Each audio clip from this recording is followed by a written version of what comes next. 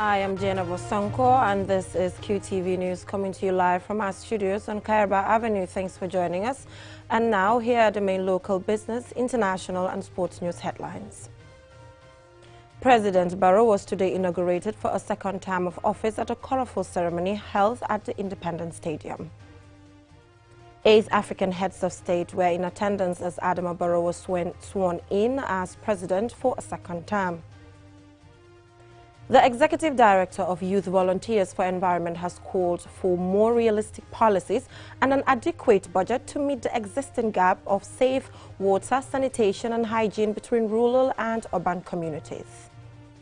And in business news, a young entrepreneur and UTG student who was inspired by her own style of dressing has taken up fashion designing as a career. And in international news, an appeal for early release by right-wing extremist and mass murderer Anders Breivik, who was convicted of murdering 77 people in 2011 in Oslo, is underway in a Norwegian court following his request for parole. And in sports news, the coach of the Gambia women's volleyball team, Roberto Faranelli, who guided the Gambian team to a silver medal in the Zone 2 championship, is optimistic that his team has a great future. Those were the main headlines, and now the news in detail. Do stay with us. The presidents of Togo, Mauritania, Sierra Leone.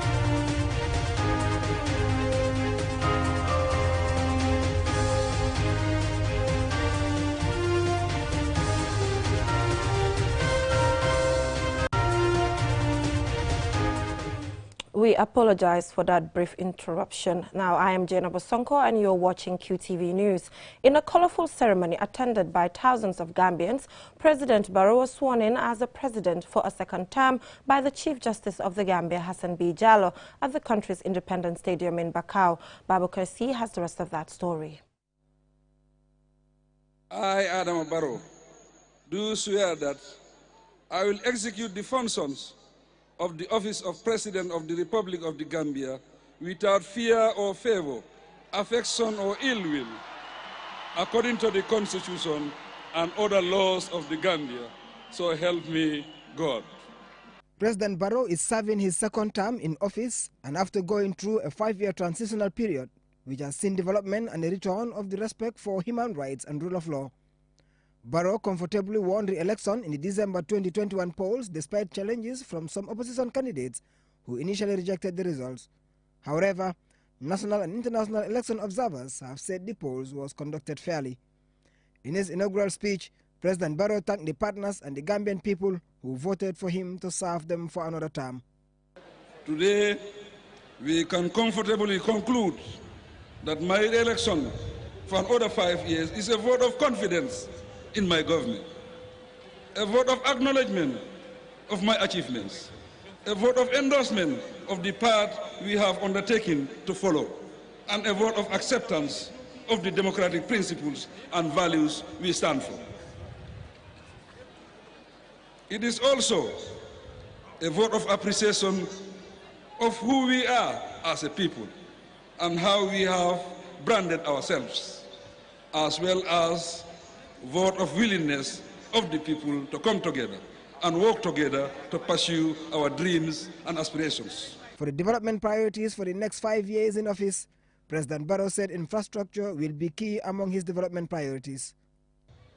I believe strongly that with better quality education, our institution will impact the lives of the citizens more significantly, address the technology requirement for our agriculture sector, and will be more impactful in the fight to eradicate poverty levels across the country.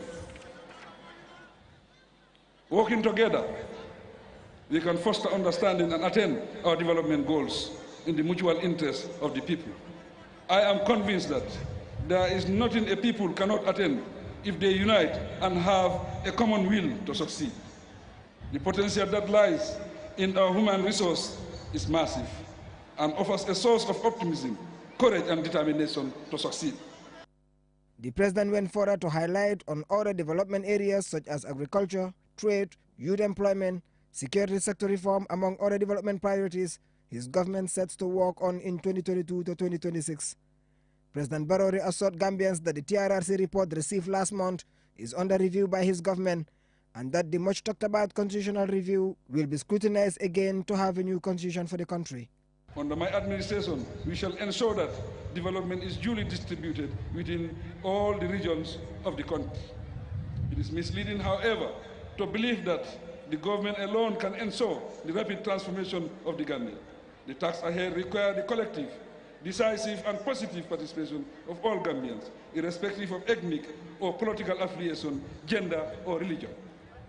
All Gambians, let us embrace the culture of peace and peaceful coexistence as one Gambian family for our betterment and for those unborn.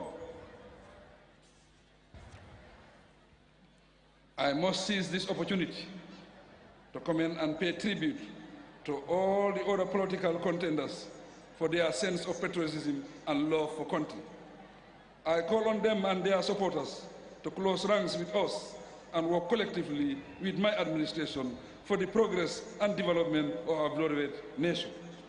He assured the country that he has taken a pledge to serve the country, but was quick to state that developing the Gambia is a task that every Gambian has a stake in. Thus, government alone cannot do it all. He ended his speech by congratulating his party supporters and coalition partners for a hard-fought and hard-won victory. Babu Karsi, QTV News. Congratulations to President Adama Barrow and looking forward to a successful 5 years.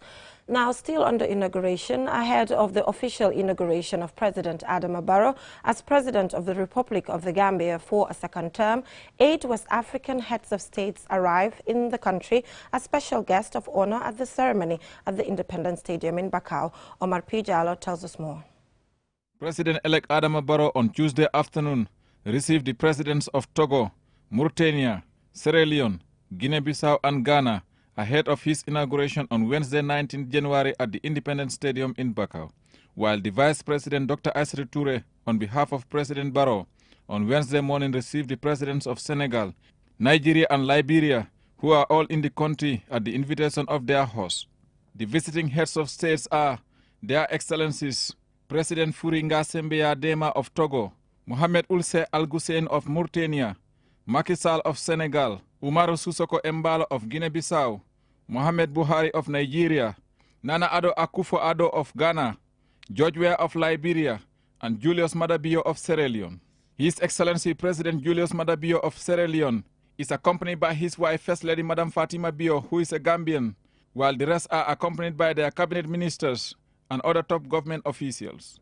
Presidents Macky Sall of Senegal and Mohamed Buhari of Nigeria, along with other ECOWAS leaders, played a leading role in the restoration of democratic rule in the Gambia in 2017, after the former President Yahya Jammeh refused to surrender power after losing the election. President Adama Barrow was re-elected in the December 4, 2021 presidential election with around 53% of the votes, while his closest rival, Ousainou Darboe of the United Democratic Party, polled 28%. Reporting for QTV News, I am Omar P. Jallo.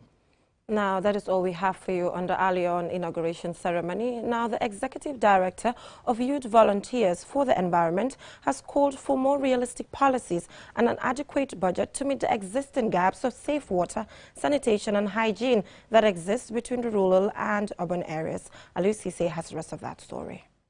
Joe Bonge, the Executive Director of Youth Volunteers for the Environment, was speaking on Monday at the start of a one-day national multi-stakeholder forum seeking to strengthen gap identification and lobbying strategies for national stakeholders on the existing water, sanitation and hygiene data. The forum is organized by the Youth Volunteers for the Environment, the Gambia, in partnership with Water Aid UK and Sanitation for All Network under the theme Secure Water, Empower Citizens, the Essential Role of Social Accountability. It is the second such forum in less than 2 weeks, following on the first, which was for members of CSOs and the media, organized by YVE to find ways to scale up water, sanitation and hygiene and water resources management solution for a wider impact. According to Mr. Bonge, their goal is to promote the attainment of accessible water and sanitation as a fundamental human right. He called for a shift from political commitment to action through the allocation of adequate resources to reach the most vulnerable and marginalized. The right to water and sanitation is a human right and stands on equal point with any other human right social, economic, political, or civil. This recognition means an entitlement by the individual to access sufficient quantity of safe water for personal and domestic uses, and to access safe sanitation respectful of human dignity. At YVE Gambia and its working partners, we know that for everyone, everywhere, to have water, sanitation, and hygiene services for good, people must feel empowered to hold leaders to account, and governments must feel responsible for releasing their citizens' human rights. Dr. Buba Manjang of the Ministry of Health and Dr. Dauda Baji of the National Environment Agency recognize safe water, sanitation, and hygiene as crucial for human health and well-being, as they advocate a holistic approach to the issue. We notice that to make it more impactful and meaningful, we need to come together. So we formed the technical working group, and this technical working group entails everybody, as far as you have something to do with water, sanitation, and hygiene. The young volunteers are one of the players in this, and then we're working closely together to ensure that everybody is included and nobody is marginalized, and the vulnerable groups are also captured, not left behind. Let us know that whatever thing that affects our environment affects all of us. Whether you are an accountant, whether you are a lawyer, whether you are whatever, know that the repercussion of environment doesn't spare who you are, whether you are the polluter or the receiver. So it's a social responsibility for all of us to ensure that whatever that is a potential danger to our life and our future generation, we have to address it collectively. The lack of these basic needs have left millions to suffer from or be exposed to a multitude of preventable illnesses. Reporting for QTV News, I am Aliou Cisse. From that story by Aliou Cisse on Youth Volunteers for the Environment, we will now go for a short commercial break, and when we return, we have some more local, business, international, and sports news. Do stay tuned. Fire, fire, fire, fire. Dang don halat pour am yere bu nice boy sol pour ajuma bi mbaate yenen hewi. Kon ñu ne leen Kara Creation benn lañ ci réew mi ñëw nañ pour rek safarel seen jafe-jafe ci wàllum sol. Kon Kara Creation wax leen noo ko buggee rek ñu ñëwal la ko ci noo ko buggee. Kon ñu ne la Kara Creation am nañ bépp façon piis boo bugga te it am nañ ay xaftaan yu ñëw ba pare. Pour rek ngeen mun a kontaan kon ñu ne leen Kara Creation seeti leen foofu sa Serekunda ñu ngi jàkkaarloo ak Black Market bi balaa police station bi mun nga leen a call si 5189 189 5189 189 Kara Creation, we provide quality.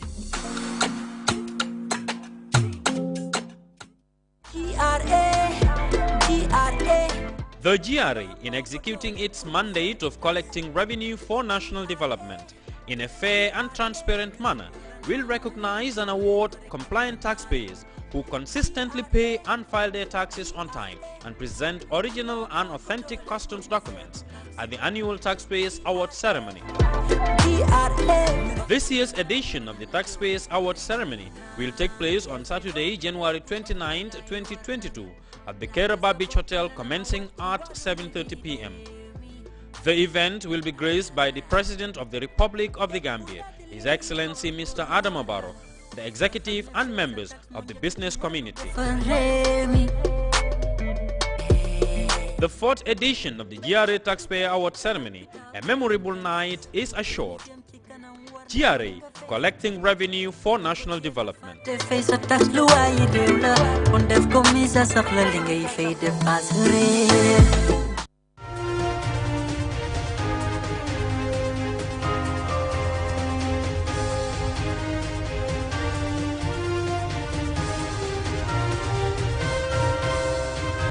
Welcome back from that short commercial break. If you're just tuning in, this is QTV News and I am Jenna Bosonko.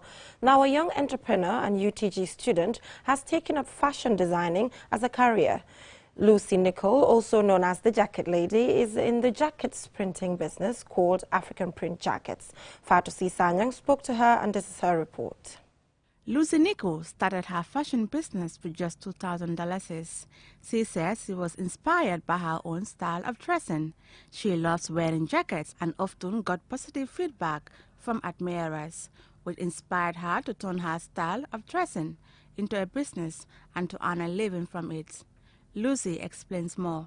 After enrolling and learning a bit of how to sew, I now had an opportunity to travel to South Africa to attend a conference, and unfortunately the air ticket was not going to be financed by the invite.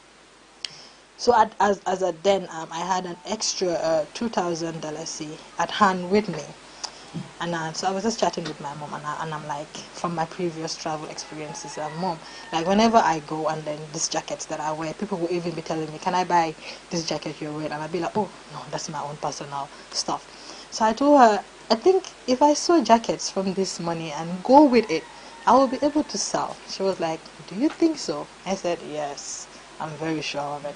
So I went to the market, purchased some beautiful fabrics. I went to my tailor. I did not pay him. We sat together. We designed I designed the jackets, and then we discussed how to sew it. And I remember being at the market almost like the whole day, cutting out the designs with him, because I wanted to ensure that it will not be another error. And I told him, if I come back, I promise I will be able to settle you guys. So they agreed, and they gave me the air ticket. And I went to the conference, and everything that I went with, they brought everything. And I was able to pay back the air ticket and settle my tailor when I came back. Lucy advises young people to make the best use of their God-given potential. I always tell people, as long as you know what your passion is, what your talent is, there's nothing that can stop you. Build on it. Because I believe that in as much as, yes, we go to school and we learn, God has given us certain things that we are good at and we are very passionate about. And that, amazingly, can generate an income. The Jacket Lady explains the challenges she faces and asks for more support. We need financial support, and we're welcome to have investors.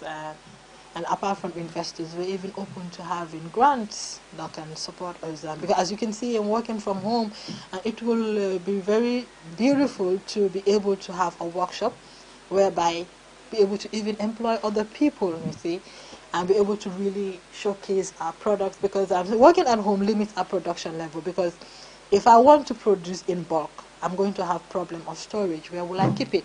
According to Lucy, Gambians can produce or make many things if we are determined and focused.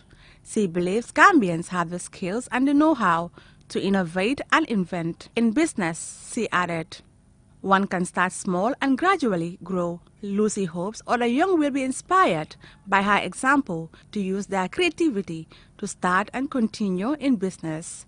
For QTV News, I am Fatusi Sanyang. From business news, let's now take a look at news beyond our borders.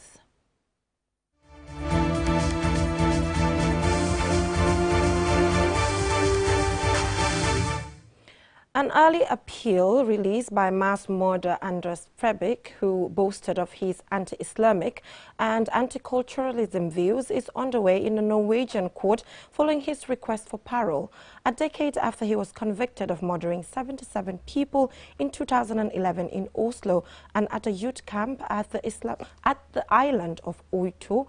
It is the worst terrorist attack in Europe in modern times. More in this report by Adivento Dame. July 22, 2011, Norwegian far-right extremist Anders Breivik planted a bomb in the capital Oslo, killing 8 people after disguising himself as a police officer. He then headed to the tiny island of Utøya, where he gunned down 69 mostly teen members of the Labour Party's youth wing. It is unquestionably the Nordic country's worst peacetime violence, The hearing for Birvik's early release will be broadcasted live and is expected to last for 3 days, with an additional day as a reserve. The district court in Sking will deliberate whether Birvik continues to be a threat to society. Last year, the Oslo State Prosecutor's Office had rejected Birvik's application for early release. In court, our position is that it is necessary with continued confinement to protect society, the prosecutor in charge, Hulda Kaldotri, said, according to news agency Reuters. Breivik was sentenced to 21 years in prison, which is the maximum possible term in Norway. However, rather than grant him parole, in a rare act, it seems more likely the court will instead extend his imprisonment for a lifetime behind bars. The extremist, who was unrepentant at the time of the killings, said he killed the people because they embraced multiculturalism and cited other right-wing extremists and anti-Muslim beliefs as the motive behind the mass killings. During his past court appearances and communications, Breivik has claimed to have distanced himself from violence. A support group for the families has said that it wants to encourage as little focus as possible on Breivik and his message. Tore Borgo, the head of the Center for Research on Extremism at the University of Oslo, said that he has in no way distanced himself from the mass killing. He has not become less of an extremist from an ideological standpoint, the extremism researcher told AFP. A support group also echoed the fact that saying the mention of this case and of Breivik in particular continues to have a negative impact on survivors, parents and people affected by the act. Ajibintu Drame, QTV News. From that story by Ajibintu Drame on Anders Breivik's request for parole, we will now take a look at what is happening in the world of sports.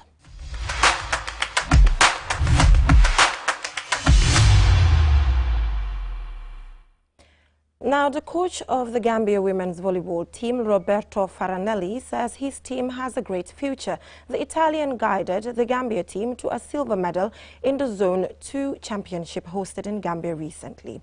Our sports reporter Momodu Gajaga had a chat with him and he files his report. Tasked with guiding the team to become stronger and more competitive, Roberto Faranelli expressed optimism about building a strong national women's volleyball team for the 4-year period of his contract. He told QTV in an interview that after training with the team for a few days before the Zone 2 championship in the Gambia, the women have displayed lots of potential.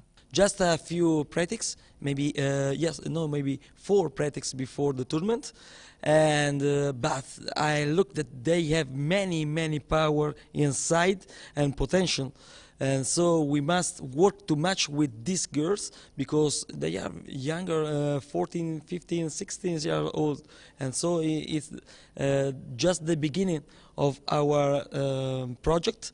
And I want to work to match with these girls and other girls also. Roberto's short stint with the team has so far registered one success story, rewarding his team's performance with a silver medal at the recently ended Zone 2 Volleyball Championship.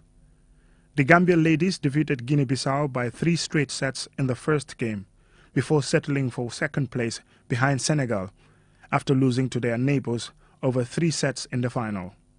Coach Faranelli says they have learned great lessons in the competition. In a few practice, I look many development with a few work, just 4 hours, 4 days, and I think that if we work many days, many weeks together, and also with other competition, we will have great development.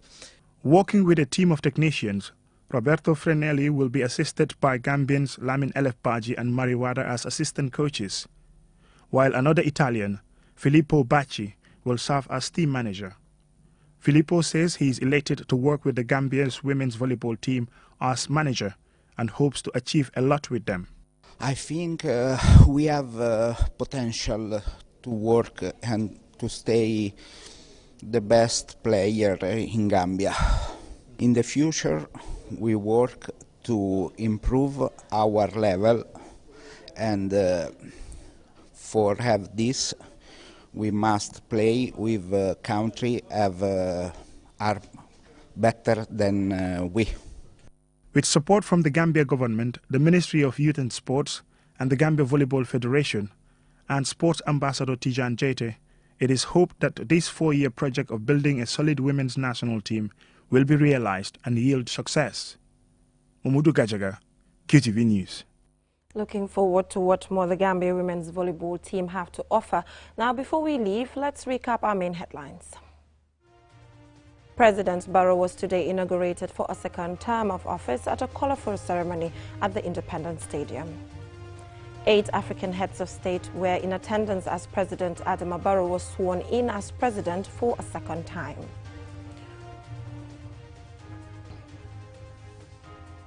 In business news, a young entrepreneur and UTG student who was inspired by her own style of dressing has taken up fashion designing as a career.